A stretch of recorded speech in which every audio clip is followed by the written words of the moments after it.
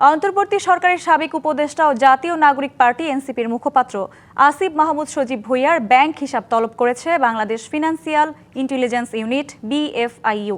সোমবার বিকালে বিএফআইইউ এর পক্ষ থেকে দেশের ৫৬টি তফসিলি ব্যাংক ও অন্যান্য নন ব্যাংকিং আর্থিক প্রতিষ্ঠানে এ তলবনামা পাঠানো হয়।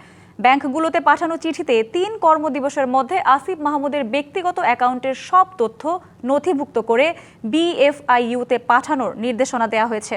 ছাত্র জীবনে ঢাকা বিশ্ববিদ্যালয়ের ছাত্র অধিকার পরিষদের সভাপতি ছিলেন আসিফ মাহমুদ।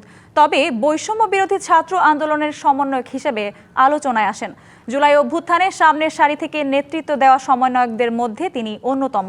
আওয়ামী লীগ সরকারের পতনের পর ডক্টর ইউনূসের নেতৃত্বাধীন অন্তর্বর্তীকালীন সরকারে যুব ও ক্রীড়া মন্ত্রণালয় এবং শ্রম ও কর্মসংস্থান মন্ত্রণালয়ের উপদেষ্টার দায়িত্ব পান আসিফ। পরে স্থানীয় সরকার মন্ত্রণালয়ের দায়িত্ব দেওয়া হয় তাকে। ত্রয়োদশ জাতীয় সংসদ নির্বাচনে অংশ নেওয়ার লক্ষ্যে ২০২৫ সালের ১০ই ডিসেম্বর তিনি উপদেষ্টার পদ থেকে পদত্যাগ করেন। গুঞ্জন ওঠে ঢাকা ১০ আসন থেকে প্রার্থী হবেন তিনি। সে লক্ষ্যে কিছুদিন ওই এলাকায় তৎপরতা চালালেও শেষ পর্যন্ত তিনি নির্বাচনে প্রতিদ্বন্দ্বিতা না করে এনসিপির মুখপাত্র হিসেবে দলটির নির্বাচন পরিচালনার দায়িত্ব নেন।